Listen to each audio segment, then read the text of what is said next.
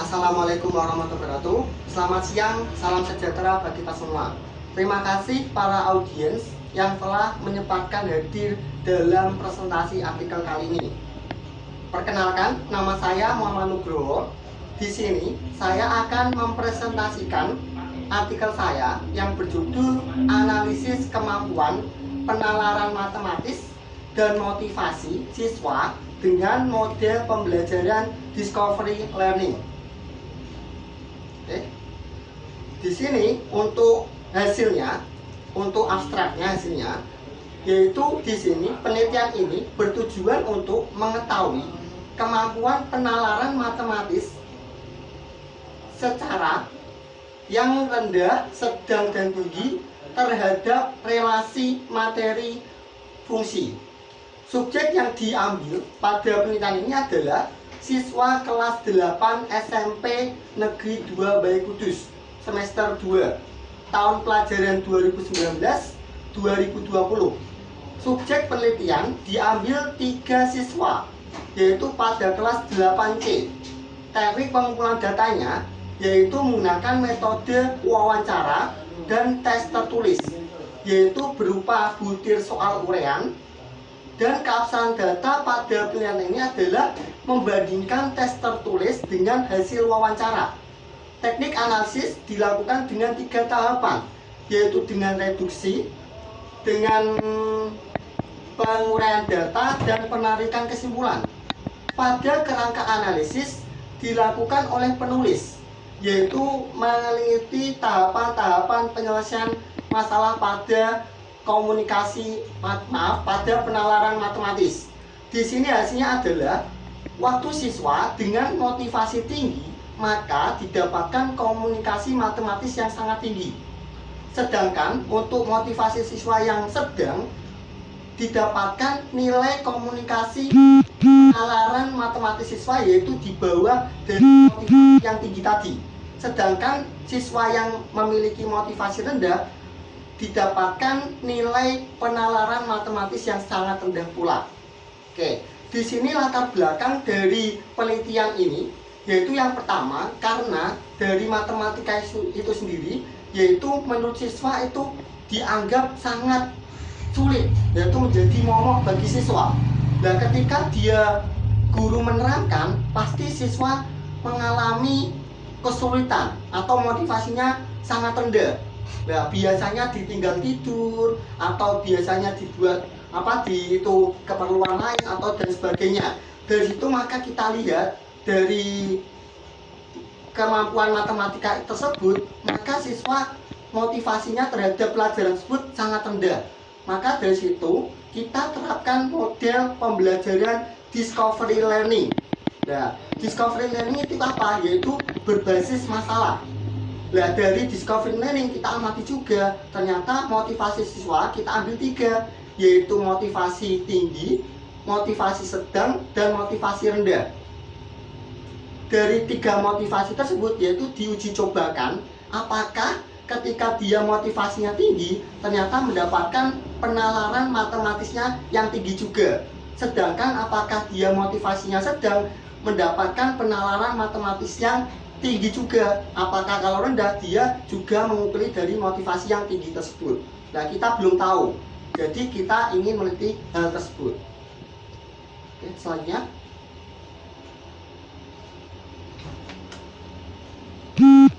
Next. Lagi.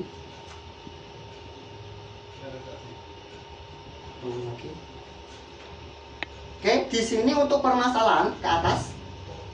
Ya, permasalahan dalam artikel ini ada 3. Yang pertama, bagaimana penalaran matematis awal siswa dalam memahami konsep materi. Yang kedua, bagaimana motivasi siswa dalam belajar matematika tersebut. yaitu tadi dapat diambil 3 motivasi, yaitu motivasi tinggi, motivasi sedang, dan motivasi rendah. Dan yang ketiga, bagaimana penalaran matematis siswa dan motivasi siswa dengan menerapkan model pembelajaran discovery learning. Oke, selanjutnya indikator yang diambil dalam artikel ini yaitu mengenai penalaran matematis ke bawah, yaitu kita mengambil beberapa. Dari kita mengambil berapa, yaitu saya simpulkan lagi ya, yaitu saya simpulkan menggunakan 4 indikator. Yaitu yang pertama yaitu mampu mengajukan dugaan, yang kedua yaitu mampu menyusun bukti, selanjutnya yang ketiga yaitu mampu menarik kesimpulan dan pernyataan, dan yang keempat yaitu mampu menemukan pola pikir atau sifat dan gejala matematis dalam membuat penalaran matematis. Sehingga dari kemampuan penalaran matematis siswa yaitu saya ambil 4 indikator, yaitu indikator pertama sama indikator yang sampai terakhir.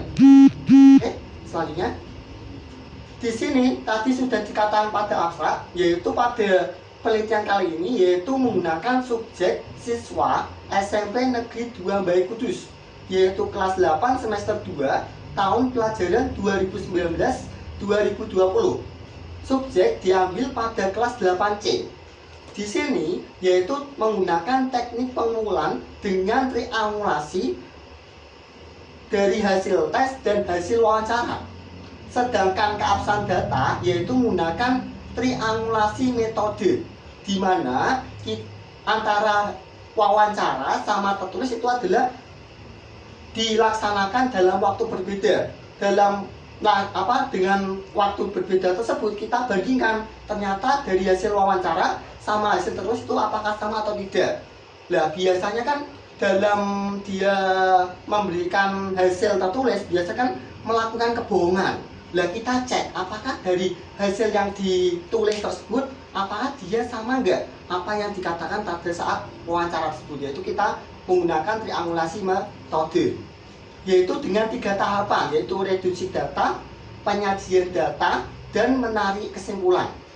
Dari metode kali ini yaitu menggunakan metode kualitatif, yang dimana dia menguraikan dari hasil-hasil datanya, bagaimana siswa dengan motivasi yang tinggi, bagaimana dengan motivasi yang sedang, dan bagaimana dengan motivasi yang rendah pula.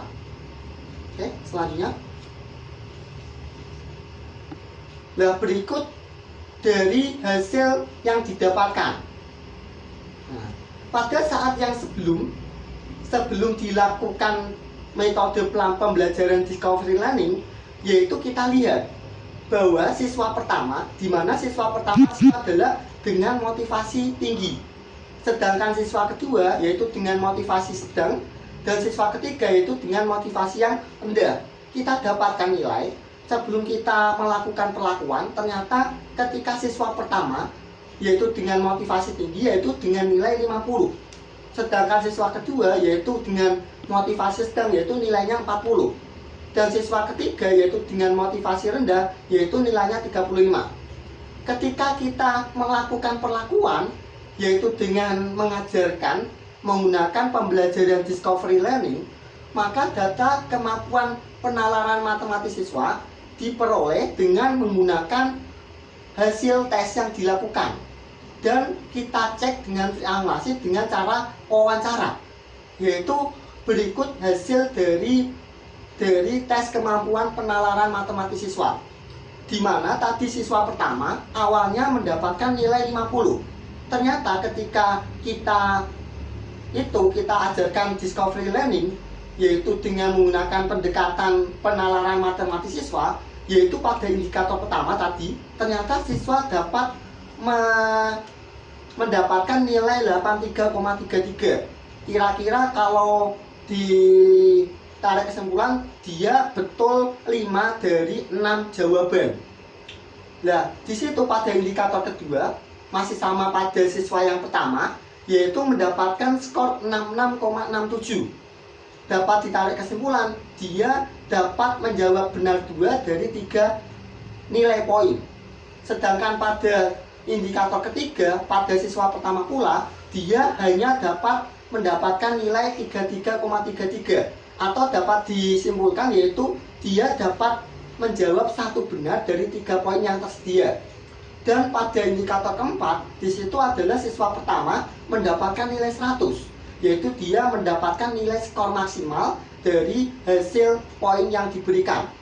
Sehingga kalau kita rata-rata dari indikator pertama sampai indikator keempat mendapatkan rata-rata 70,83. Siswa kedua juga sama, yaitu pada indikator pertama dia mendapatkan hasil yaitu 88,33. Pada indikator kedua mendapatkan hasil 66,67. Pada indikator ketiga mendapatkan hasil 66,67 juga. Dan pada indikator keempat dia menurun, yaitu mendapatkan skor yaitu 33,33. Sehingga ketika kita rata-rata mendapatkan hasil yaitu 62,50.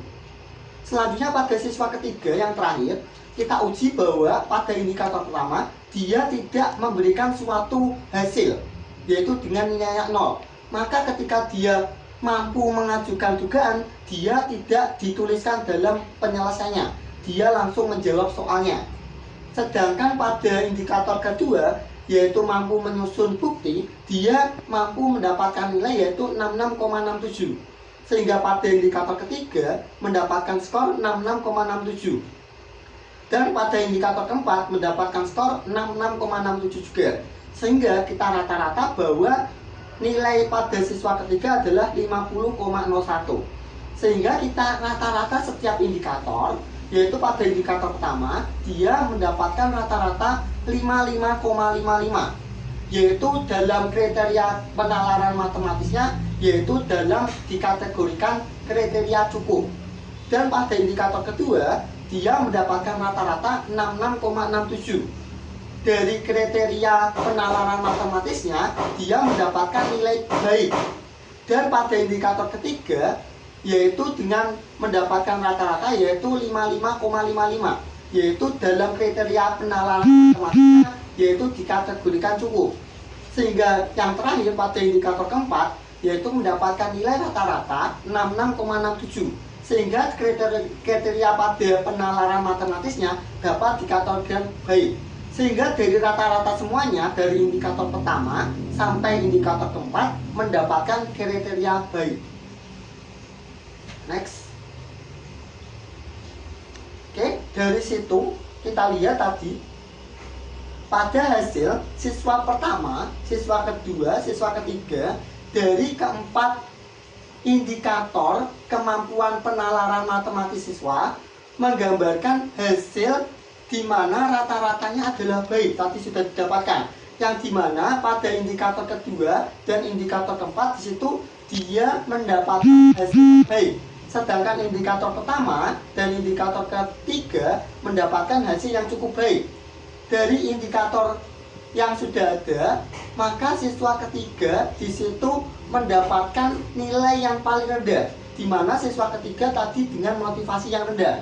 Dan siswa yang kedua mendapatkan nilai skor yang nomor 2, peringkat 2, di mana dengan motivasi yang sedang. Sedangkan nilai yang paling tinggi didapatkan oleh siswa pertama. Oke, dari situ jadi dapat dilihat dari sebelum dilakukan perlakuan sama setelah dilakukan perlakuan, ternyata di situ didapatkan hasil yang naik. Awalnya siswa 1 mendapatkan 50, ternyata pada perlakuan kedua dia mendapatkan hasil 70,83. Dan pada siswa kedua awalnya mendapatkan hasil tadi 40, ternyata pada setelah dilakukan perlakuan mendapatkan hasil 62,50. Dan pada siswa ketiga ketika awal sebelum perlakuan mendapatkan hasil 35, ternyata setelah dilakukan perlakuan mendapatkan hasil 50,01. Dari hasil tersebut, dari sebelum dan sesudah diberi perlakuan adanya peningkatan, sehingga ketika menggunakan model pembelajaran discovery learning mendapatkan hasil yang lebih baik. Dari hasil yang ada dapat simpulkan bahwa kemampuan penalaran matematis ketiga siswa terhadap keempat indikator tersebut, yaitu indikator penalaran matematis, yaitu sudah baik, di mana siswa yang memiliki motivasi tinggi mendapatkan skor paling tinggi dalam kemampuan penalaran matematisnya. Sedangkan siswa yang memiliki motivasi sedang mendapatkan skor penalaran di bawah siswa yang memiliki penalaran tinggi tersebut. Dan siswa yang paling rendah, motivasi rendah, mendapatkan skor paling rendah dalam kemampuan penalarannya.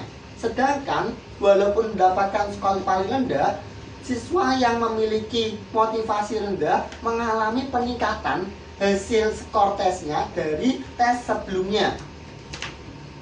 Oke, selanjutnya. Sudah selesai, mungkin cukup sampai di sini penyampaian atau pemaparan dari penjelasan artikel penelitian saya. Mungkin dari audiens mau ada yang ditanyakan? Angkat tangan dulu. Ya, saya. Ya, yang Mbak. Ya, namanya perkenalan ya. Perkenalkan. Ya. Nama saya Stella Aramadini. Iya. Saya mau tanya, itu kendala yang Bapak alami saat pengambilan data penelitian itu apa saja yang ditemukan? Berarti yang ditanyakan kendala-kendalanya pada Ya. saat pengambilan data penelitian ya. Oke. Terus yang kedua itu kan pakai model discovery learning. Iya. Nah, apakah model discovery learning saja yang cocok untuk jenis judul penelitian tadi? Oke. Apakah ada model-model lain yang lebih atau yang lebih bagus lagi menurut Oke. Pak Nugroho? Terima Iya. kasih. Oke. Saya akan jawab dulu pertanyaan dari saudara Stella. Oke. Di sini tadi pertanyaan pertama, kendala apa saja yang dialami saat pengambilan data? Ya, pengalaman dari saya, ya, kendala-kendala yang saya alami yaitu yang pertama, yaitu pasti siswa itu tidak memiliki motivasi untuk diteliti, kadang nyelewang lah. Ya. Jadi sehingga dari situ peneliti harus bisa bagaimana saya mengarahkan siswa agar dia sesuai apa yang kita teliti. Jadi ya kita memberikan motivasi lah. Kita harus mendekati siswa tersebut, melakukan observasi atau bisa jadi melakukan ya setidaknya jajak siswa tersebut. Nah, dari situ yang kendala kedua yang saya alami yaitu ketika saya mengambil penalaran matematisnya. Nah, ketika dia mengambil penalaran matematisnya, siswa cenderung tidak menuliskan apapun. Nah, dari tidak menuliskan apapun, dari itu peneliti berusaha mencoba bagaimana merangsang siswa agar dia sesuai atau dia mengerti dari penulisan apa yang jawabannya. Kadang kan siswa langsung menjawab jawabannya. Semisal ada pertanyaan, bla bla bla bla, jawablah pertanyaan dari ini. Pasti dia siswa langsung menjawab pertanyaannya, tidak langsung prosesnya dari penalaran matematis tersebut. Sehingga dari situ peneliti berusaha mengarahkan bagaimana siswa bisa menuliskan penalaran matematis tersebut. Nah, mungkin di situ yang kesulitannya itu mengarahkan bagaimana siswa bisa memberikan jawaban atas penalaran matematis tersebut. Oke, seperti itu.